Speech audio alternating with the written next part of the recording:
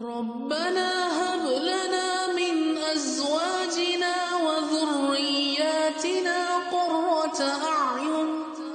واجعلنا للمتقين اماما. اعوذ باللہ من الشیطان الرجیم. بسم اللہ الرحمن الرحیم والصلاة والسلام علی رسولہ الکریم. بسم اللہ الرحمن الرحیم. الرجال قوامون علی النساء بما فضل اللہ بعضهم على بعض وبما انفقوا من اموالهم فالصالحات قانتات حافظات للغیب بما حفظ اللہ واللاتی تخافون نشوزهن فعظوهن واهجروهن في المضاجع واضربوهن فإن أطعنكم فلا تبتغوا عليهن سبیلا ان اللہ کان علیاً کبیرا. یہ آیت سورۃ النساء کی آیت نمبر 24 جو پچھلے کئی دنوں سے ہمارے زیر مطالعہ ہے، اور اس آیت کے تحت ہم نے یہ پڑھا تھا کہ مرد عورتوں کے قوام ہیں، ان کی ذمہ داریاں کیا ہیں، اور اچھا قوام، اچھا شوہر، اچھا مرد کون ہوتا ہے، اور اسی طرح اچھی خواتین کی صفات پڑھی تھی کہ ایک اچھی بیوی جو ہوتی ہے وہ صالحہ ہوتی ہے، نیک ہوتی ہے، دنیا کی بہترین متاع قرار دی گئی، اطاعت گزار ہوتی ہے، اور شوہر کی غیر موجودگی میں اللہ کی حفاظت کے ساتھ اس کی جو امانتیں ہیں ان کی حفاظت کرتی ہے. آج اس آیت کا اگلا حصہ ہم پڑھیں گے کہ وہ عورتیں جو صالح نہیں ہیں یا صالح ہیں لیکن ان سے کبھی کوئی غلطی، ایسی بڑی غلطی ہو جاتی ہے کہ جس سے خاندان کے ٹوٹنے کا اندیشہ ہو اور خاندان بگاڑ کی طرف جانے لگے، تو اس صورت کے احکامات کیا ہیں. تو اس میں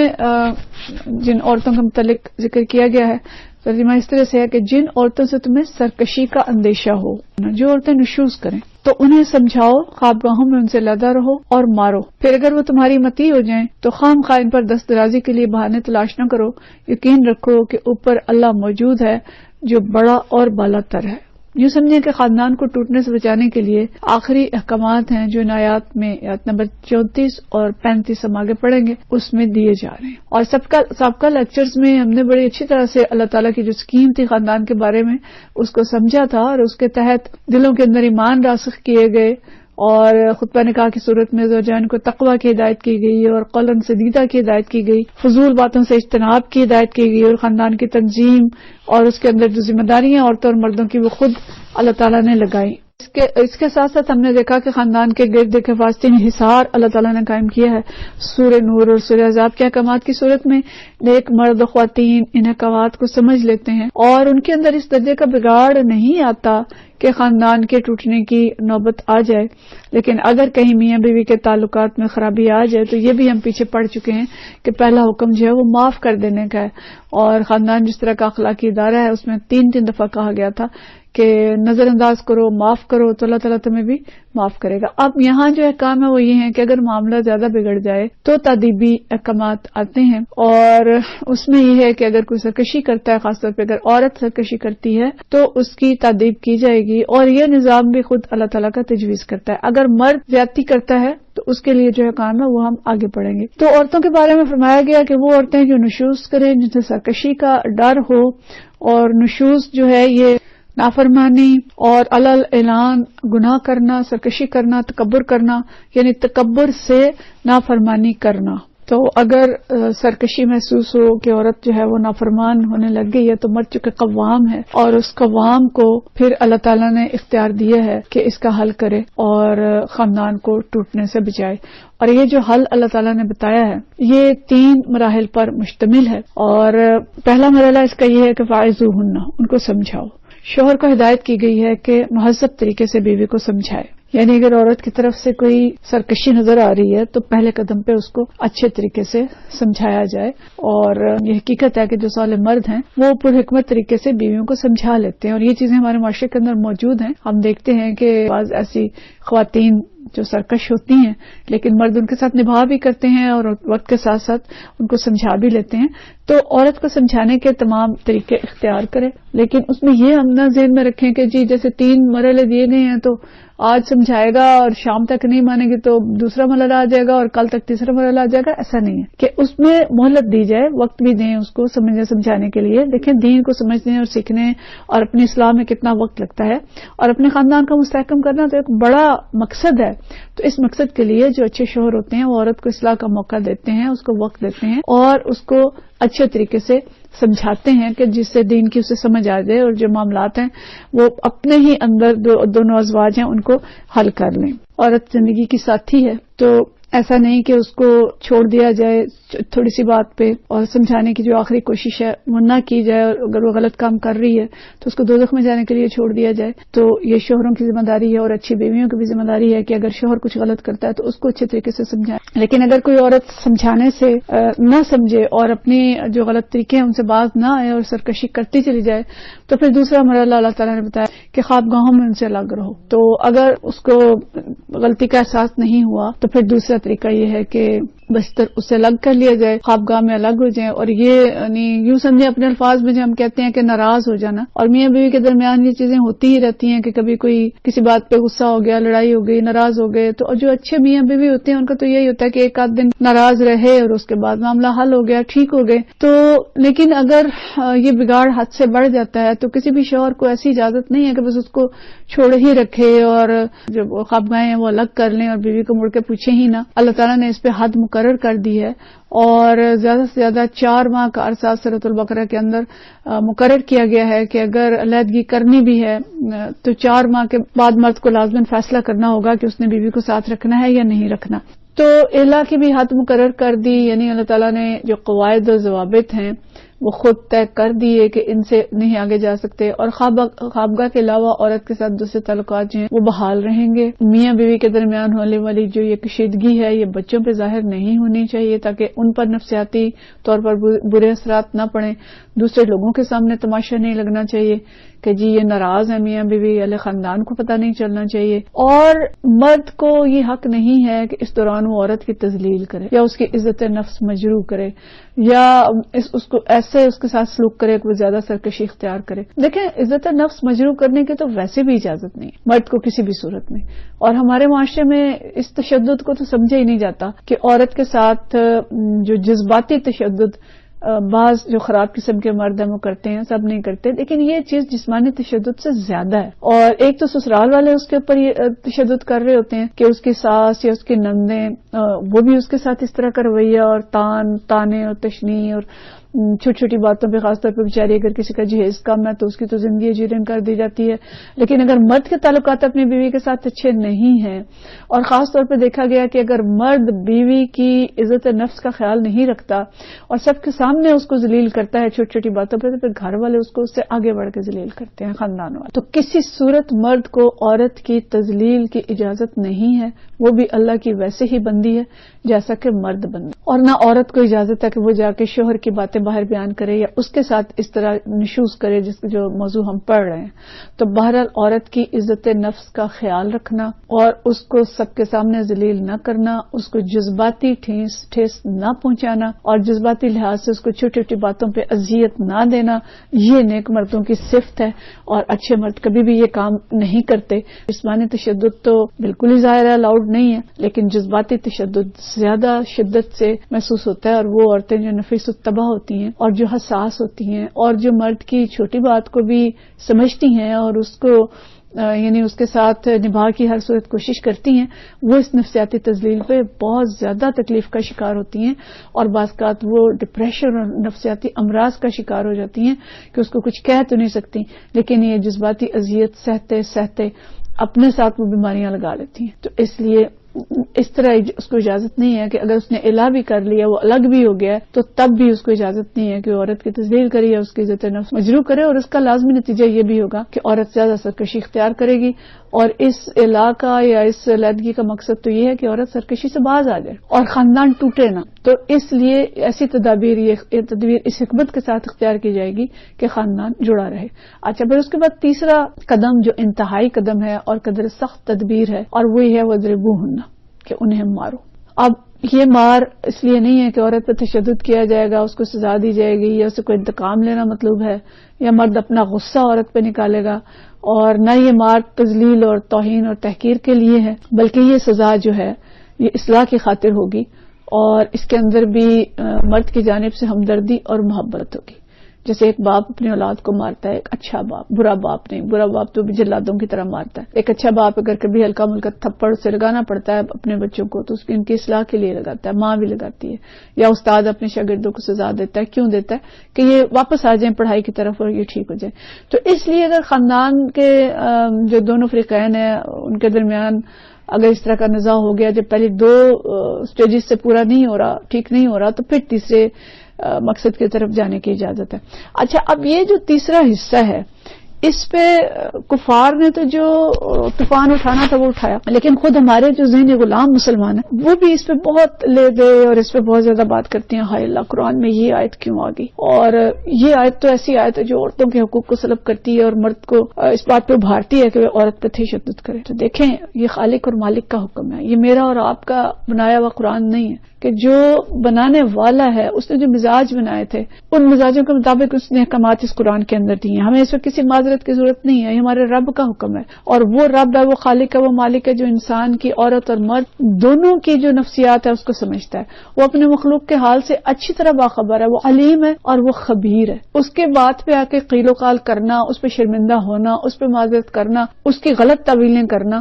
یہ سرکشی ہے، اور یہ اس قسم کی جو باتیں ہیں ہمیں دائرہ ایمان سے خارج کر سکتی ہیں. اس طرح کے واقعات بھی ہوئے ہیں کہ ایک جگہ پہ کوئی ایسی جگہ تھی بیرون ملک جہاں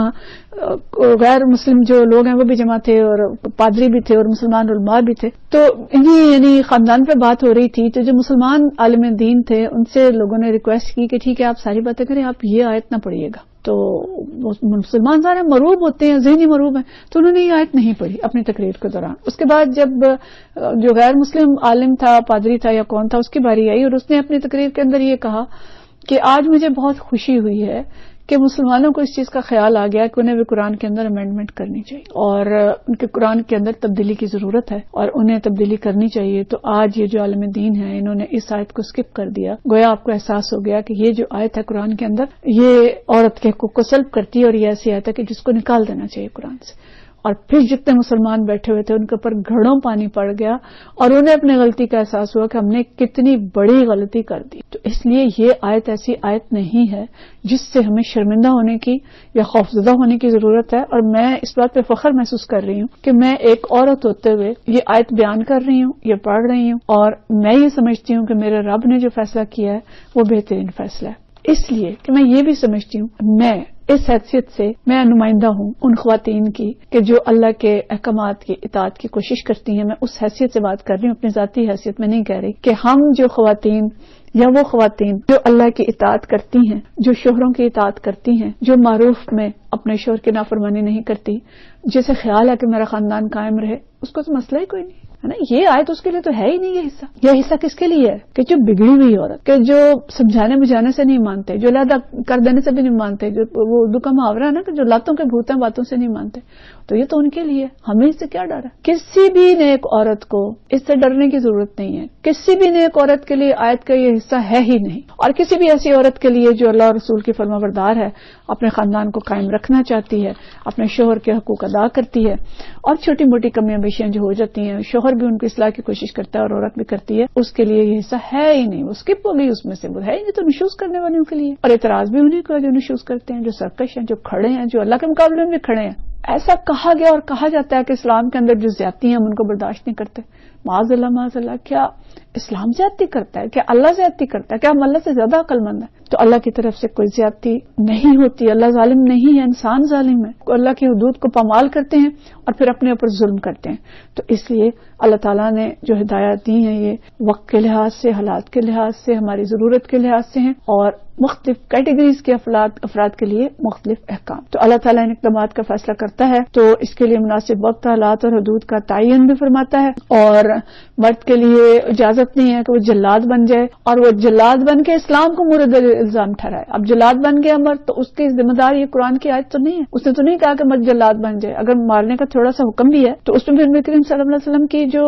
ہدایات ہیں کیا ہے کہ یہ حدیث ہم پیچھے پڑھ چکے ہیں کہ آپ صلی اللہ علیہ وسلم نے فرمایا عورت کا مرد پہ پہ حق یہ ہے کہ اگر اسے کھانے کی ضرورت ہو تو اسے دیا جائے، کپڑے کی ضرورت ہو تو پہنایا جائے، اسے چہرے پر نہ مارا جائے، چہرے کو نہ بگاڑا جائے، اور اس کو صرف گھر کے اندر خوابگاہ سے علیحدہ کیا جائے. یعنی تو پہلے ہی آپ نے بتا دیا کہ مار ایسی نہیں ہوگی، خاص طور پہ چہرے پہ مارنا تو ذات نفس کو مجروح کرنا ہے، اس کی اجازت نہیں ہے. اور پھر آپ صلی اللہ علیہ وسلم فرمایا اللہ کی بندیوں کو نہ مارو. اس لیے یہ بات ہم ذہن میں رکھیں کہ حدود کا تعین اللہ نے خود کر دیا ہے. نہ عورت کو اجازت ہے کہ وہ غلام بن جائے، اس غلامی کا جواز اسلام سے لیا جائے کہ جو اسلام تو کہتا ہے عورتیں صبر کریں، برداشت کریں، ماریں کھائیں. نہیں، اسلام ایسا نہیں کرتا. اسلام عورت کو بھی حقوق دیتا ہے، اس کا جواز اسلام کے اندر کوئی نہیں ہے. اور نہ اس بات کا جواز ہے کہ مرد عورت بن جائے، بالکل بھیگی بلی بن جائے، گھر کے اندر کچھ بھی ہوتا رہے، عورتیں سرکش ہو جائیں، وہ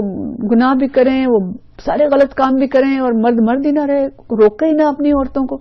اور پھر معاشرہ جس نہج پہ جاتا ہے، جو کچھ ہوتا ہے وہ ہم دیکھ رہے ہیں. یا پھر عورت مرد بن جائے اور وہ کمانڈ سنبھال لے، اور پھر جو خرابیاں ہوں گی وہ بھی ہم دیکھ رہے ہیں. تو یہ سب کچھ جو ہے جاہلیت میں ان کی اجازت تھی، اور نہ ترقی کے نام پہ ان کی اجازت ہے کہ دین کے دائرے سے نکل جائیں کہ ہم تو جی بڑے ترقی پسند ہیں. اسلام سے زیادہ ترقی پسند مذہب اور کوئی نہیں ہے. بہرحال تو یہ ہدایات جو ہیں، آخری ہدایت ان عورتوں کے لیے جو نفسیاتی مریض ہیں اور سیدھی طرح سے نہیں مانتی، تو ان کے لیے ہلکی مار اور ایسی مار جو اصلاح کے ساتھ ہو، اور اصل میں چیز کیا ہے کہ ان کو ڈر ڈالا جائے کہ وہ غلط کام نہ کریں اور اس سے باز آ جائیں. پھر اللہ تعالیٰ فرماتا ہے پھر اگر وہ تمہاری مطیع ہو جائیں تو خام خواہ پر دست درازی کے بہانے تلاش نہ کرو. مقصد کیا ہے؟ اطاعت، اور ایسی اطاعت جس کے لیے عورت خود آمادہ ہو جائے. ڈنڈا سر پر رکھ کے اطاعت نہیں کروائی جا سکتی، اور اس ڈنڈے کے ذریعے اطاعت سے کوئی مضبوط خاندان وجود میں نہیں آ سکتا.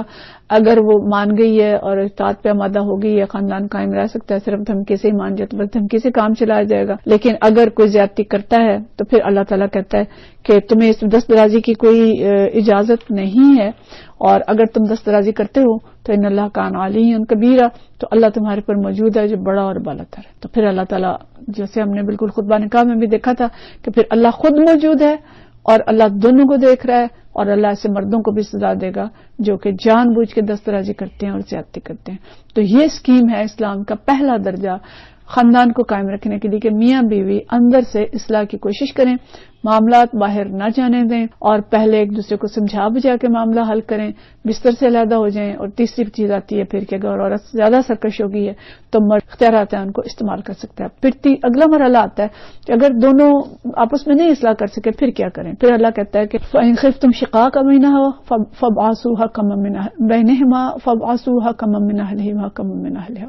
کہ اگر تم لوگوں کو ان میاں بیوی کے درمیان تعلقات ٹوٹ جانے کا اندیشہ ہو گیا ہے تو پھر ایک حکم مرد کے رشتہ داروں میں سے اور ایک حکم عورت کے رشتہ داروں میں سے. یہ آخری کوشش ہے کہ وہ دونوں پھر بیٹھیں گے اور اصلاح کرنا چاہیں گے تو اللہ ان کے درمیان موافقت کی صورت نکال دے گا. اللہ سب کچھ جانتا اور باخبر ہے. تو ایک ثالث مرد کی طرف سے اور ایک ثالث عورت کی طرف سے مقرر ہوگا، اور دونوں مصالحت کرانے کی کوشش کریں گے. وہ دونوں آپس میں فریق بن کے نہیں آئیں گے کہ وہ خود بس ایک مرد کا جو ثالث ہے وہ مرد کی وکالت شروع کر دے اور جو عورت کا ثالث ہے وہ عورت کی وکالت شروع کر دے اور دونوں آپس میں لڑنا شروع کر دیں. یہ مقصود نہیں ہوگا. یہ لوگ ٹھنڈے دل سے ٹھنڈے ماحول میں بیٹھیں گے، اپنے ذاتی میلانات کو سامنے نہیں رکھیں گے، اور ایک دوسرے کے نہیں اپنے فریق کے مفادات کو سامنے نہیں رکھیں گے بلکہ خاندان کے مفاد کو سامنے رکھیں گے، اور دونوں خاندان کی شہرت اور عزت کا بھی خیال رکھیں گے. اگر ان کے چھوٹے بچے ہیں تو ان کی فکر کریں گے، اور اپنے دل سے یہ خواہش نکال دیں کہ ان میں سے کون سا فریق کامیاب رہتا ہے. کہ مرد کا یہ رشتہ دار سوچے کہ مرد کامیاب ہو جائے اور عورت کا رشتہ دار سوچے کہ عورت کامیاب ہو جائے، تو گویا وہ ثالث نہیں ہے. تو ثالث جو ہیں وہ زوجین کے مفادات، بچے کے مفادات اور ادارے کے مفادات کا خیال رکھیں، اور آخر حد تک ادارے کو جوڑنے کے لیے بہترین تدابیر کریں. اگر وہ دونوں اصلاح کرنا چاہیں گے تو اللہ تعالیٰ ان کے درمیان موافقت کی کوئی صورت نکال دے گا. ان اللہ کان علیم خبیرہ، اللہ سب کچھ جانتا ہے اور باخبر ہے. تو مطلب یہ ہے کہ یہ جو چیپٹر ہم نے پڑھا، اسلام زوجین کے درمیان اس خاندان کو اتنی اہمیت دیتا ہے کہ آخر حد تک اس کو ٹوٹنے سے بچاتا ہے. لیکن اگر پھر بھی نوبت آ جاتی ہے علیحدگی کی تو پھر مرد کے لیے طلاق اور عورت کے لیے خلا کی صورت ہے، جس کو ہم انشاءاللہ کل کے درس میں دیکھیں گے. لیکن اسلام کی خواہش، اللہ تعالیٰ کی خواہش یہ ہے کہ پہلی سٹیج پہ ہی معاملات جو ہیں وہ ٹھیک ہو جائیں اور آخری سٹیج تک نوبت نہ پہنچے. وآخر دعوانا ان الحمد